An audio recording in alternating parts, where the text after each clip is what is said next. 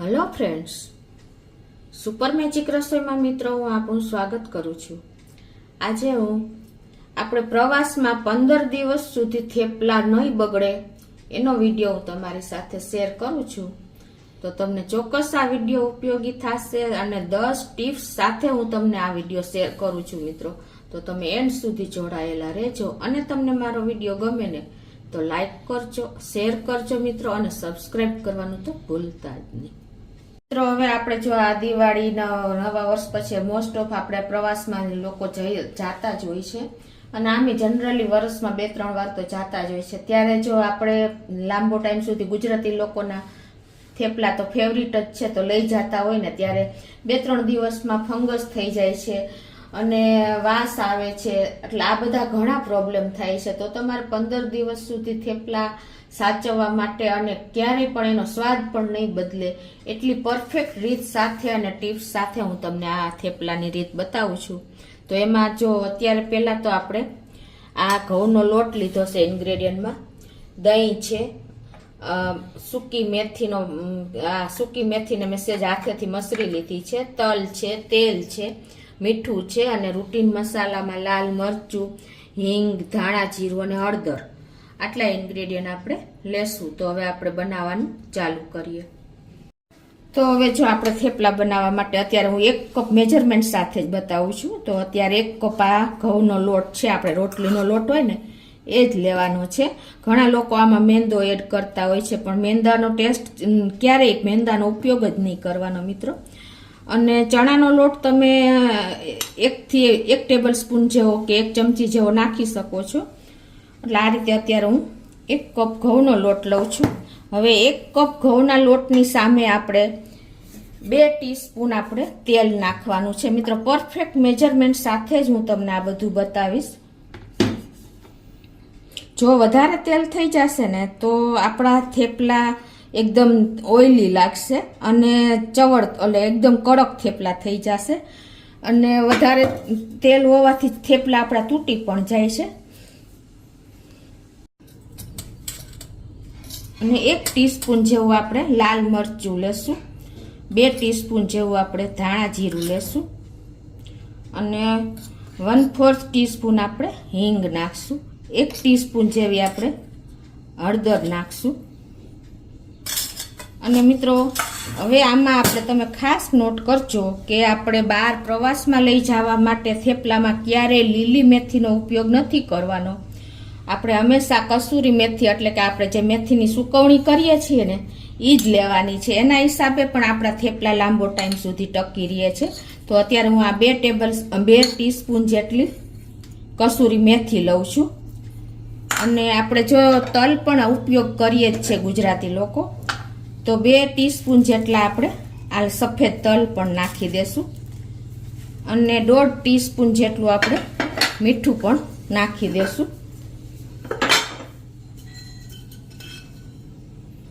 Test according તમારા।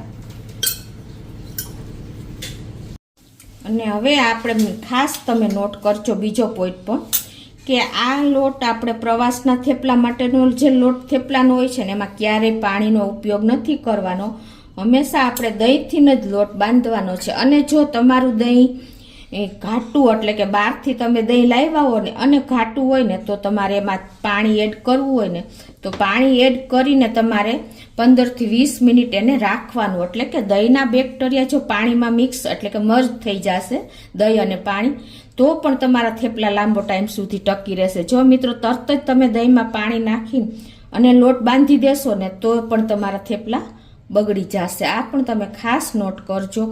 આપણે ઘણી વખત દહીં બાંધતા દહીં ઘટ્યું હોય અને આપણે પાણીનો ઉપયોગ કરી લઈએ છીએ ને તો પણ આપણા થેપલા બગડી જાય છે। અને જૈન લોકો જે દહીં વાપરે ને તો એ લોકોએ સેજ ગરમ કરીને દહીં નાખવાનું, એટલે કોઈ પણ જાતનું તો એ પ્રોબ્લેમ નહીં આવે।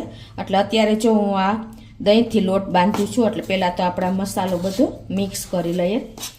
અને મિત્રો આ 1 કપ લોટ આપણે લીધો હોય ને તો મેં તમને મસાલા પરફેક્ટ માપ સાથે બતાવી દીધા અને આમાંથી આપણે 5 થી 6 નંગ થેપલા બને છે। એટલે તમારે જે ક્વોન્ટિટીમાં થેપલા બનાવવા હોય ને તો તમને એવરેજ તમને ખ્યાલ આવી જાય, વધઘટ ન થાય કે બીજી વખત આપણે લોટ પણ ન બાંધવો પડે। હવે આમાં હું દહીં નાખતી જઈશ અને લોટ બાંધી લઉં છું. આ રીતે તમારે પ્યોર દહીંથી જ બાંધવાનું, મેં તમને કીધું એમ.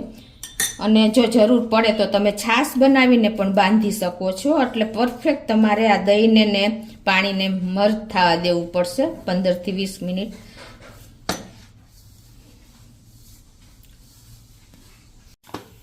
આ રીતે જો આપણે થેપલાના લોટની કણક આપણે રોટલી જેવી રાખવાની છે, નથી બહુ ઢીલી રાખવાની કે નથી બહુ કઠણ રાખવાની. એ પણ તમે ખાસ નોટ કરજો, તો જ આપણા પરફેક્ટ થેપલા થશે. હવે આને 10 મિનિટ આપણે ઢાંકીને રેસ્ટ લેશું.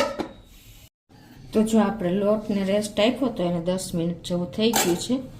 અને આ રીતે હવે આપણે તેલવાળો હાથ કરીને સેજા લોટને મસરી લેશું. આ રીતે આપણે એકદમ સોફ્ટ લોટ એટલે કે રોટલી જેવો જ બાંધવાનો છે. હવે આપણે એના થેપલા વણશું. થેપલા વણવા મિત્રો તમે એકી સાથે થેપલા નથી વણી લેવાના. ઘણા લોકો એવી રીતે થેપલા એકી સાથે વણી લે છે, તો શું થશે કે તમારા થેપલા સુકાઈ જશે, અને સુકાઈ જશે એટલે થેપલું એકદમ ચવડ થઈ જશે. એટલે ખાસ તમે નોટ કરજો. આ રીતે તમારે 4 થી 5 થેપલા વણીને તમે શેકી લેશો ને તો વાંધો નહીં આવે. બાકી જો તમે આ રીતે એકી સાથે થેપલા નહીં વણવાના ક્યારેય પણ. તો આપણે આ બાજુ ગેસ પણ ઓન કરી દેશું. અને હવે આપણે થેપલું વણી લેશું. આપણે થેપલા પણ બહુ જાડા કે બહુ પાતળા પણ નથી વણવાના, ઇવનલી એક સરખા જ આપણે મીડિયમ થેપલા તૈયાર કરવાના છે. તો આ રીતે આપણે અટામણમાં બોરીને થેપલું તૈયાર કરી લેશું. તો આ રીતે જો આપણે નહીં જાડા કે નહીં પતલા એ રીતનું આપણે થેપલું વણી લીધું છે. અને હવે આ બાજુ આપણે ગેસ ઓન કરીને લોટી પણ મૂકી દીધી છે. અને ગેસની ફ્લેમ આપણે અત્યારે મીડિયમ રાખશું. અને લોટી પણ આપણી ગરમ થઈ ગઈ છે. તો આ રીતે આપણે થેપલું ચોળવી લેશું. અને થેપલું ચોળવવામાં પણ મિત્રો આપણે એક થેપલામાં આ રીતે જો હું તમને બતાવું કે સેજ આપણે ઉપર ફોલા આવે ને એટલે આપણે થેપલું પલટાવાનું છે. નીચેની સાઈડ સેજ શેકાઈ જશે. આ રીતે જો ઉપર ફોલા આવે એટલે આપણે આ સાઈડ ચેન્જ કરી નાખશું. અને આપણે ગેસની ફ્લેમ તો મેં તમને કીધું એમ મીડિયમ જ રાખી છે. અને હવે આપણે આ એક સાઈડ આપણે 1 ટીસ્પૂન જેવું તેલ લગાવી લેશું. જો તમે વધારે તેલ લગાવશો ને તો પણ તમારા થેપલા પછી 2-3 દિવસ પછી વધારે તેલ લાગશે અને તેલની વાસ પણ આવશે.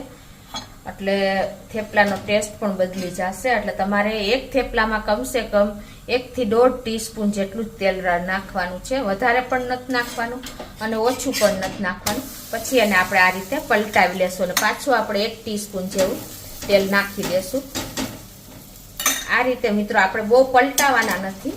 આ રીતે તમારે એક સાઈડ આ અને એક સાઈડ આ રીતે આપણે થેપલું પલટાવીને લઈ લેવાનું છે. વધારે જો કડક થઈ જશે ને તો પણ તમારા થેપલા પેલા થઈ જશે. જો આપણે 2 જ વાર પલટાવ્યું, એક આ સાઈડ ને એક આ સાઈડ, અને 2 ટીસ્પૂન જેવું આપણે તેલ નાખ્યું છે. આ રીતે તમારે થેપલું કોરું પણ ન રહેવું જોઈએ અને વધારે પણ તેલ ન થવું જોઈએ. ટૂંકમાં તમારે એક થેપલાએ 2 ટીસ્પૂન જ તેલનો ઉપયોગ કરવાનો છે. અને ગેસની ફ્લેમ મીડિયમ રાખવાની છે. અને થેપલું બહુ પલટાવાનું નથી મિત્રો. ખાસ તમે થેપલા શેકવામાં આ નોટ કરજો. તો આ રીતે જો હવે હું 1 કપના લોટના થેપલા તૈયાર કરી લઉં છું અને શેકી પણ લઉં છું. તો જો આ રીતે આપણે 1 કપના 7 થેપલા તૈયાર થયા છે. અને તમને મેં કીધું એમ એકદમ પરફેક્ટ રીતે આપણે 1 થેપલા 1.5 ટીસ્પૂન તેલ વાપર્યું છે. હવે આને તમારે આવી રીતે ગરમ પેક નથી કરવાના મિત્રો. થેપલા બનાવી લ્યો ને એટલે 2-3 થેપલા તમારે આવી રીતે છૂટા રાખીને પછી ભેગા કરી દેવાના. એટલે શું થશે કે ગરમ થેપલા તમે પેક કરશો ને તો પણ તમારા થેપલા બગડી જવાનું ચાન્સીસ છે. તમારે રૂમ ટેમ્પરેચર ઉપર આવે ને તે પછી જ તમારે આ રીતે ભેગા કરવાના છે. અને પછી તમારે પ્રવાસમાં લઈ જવા માટે મિત્રો તમારે આવી રીતે કોઈ પણ સિલ્વર ફોઇલ ઉપર જ રાખીને આવી રીતે કે પેપર ઉપર રાખીને તમારે પેક કરી દેવાના છે. અને તમને એ પણ ખાસ જણાવી દઉં કે તમારે થેપલા ઝાઝા એકી સાથે પેક નથી કરવાના. 5 થી 7 થેપલા તમારે એક બંચ બનાવવાનું છે આ રીતે સિલ્વર ફોઇલમાં. એટલે શું થશે કે તમે ટૂરમાં ગયા હો ને ત્યારે તમારે આપણે વધીને 7 થેપલાનું એક બંચ આપણે ખોલીએ ને તો ત્યાંનું વાતાવરણ છે એ થેપલાને અસર નહીં કરે. અને એમાં હવા પણ એર પણ બહારની નહીં ભળે અને તમારા થેપલા આ એક બંચ તમે ઇનફ તમે વાપરી નાખો એટલે બીજું બંચ તમને વાતાવરણ ન અસર કરે અને બગડશે પણ નહીં. અને તમે જેમ જોઈએ એમ એક પછી એક બંચ તમારે આ રીતે ખોલતું જવાનું અને એનો ઉપયોગ થઈ જાય એટલે તમારે બીજું બંચ તો પેક જ હોય. તો આ રીતે તમારે 5 થી 7 નંગનું બંચ બનાવીને તમારે જેમ જોઈએ એ પ્રમાણે થેપલા પેક કરવાના છે. એકી સાથે તમારે થેપલા પેક નથી કરવાના મિત્રો, કેમ કે જો તમે બધા એકી સાથે ખોલશો ને તો તમારા થેપલા લાંબો ટાઈમ સુધી ટકશે નહીં. તો આ રીતે મેં તમને પરફેક્ટ ટિપ્સ અને મેજરમેન્ટ સાથે જ તમને થેપલા બતાવ્યા છે. જો તમે આ રીતે પેકિંગ કરશો અને બધી ટિપ્સ સાથે તૈયાર કરશો ને તો તમારા ટૂરમાં 15 દિવસ સુધી થેપલા બગડશે નહીં. તો તમને ચોક્કસ મારો વિડીયો ઉપયોગી થશે. તમને ગમે તો લાઈક કરજો, શેર કરજો અને સબસ્ક્રાઈબ કરવાનું તો ભૂલતા જ નહીં.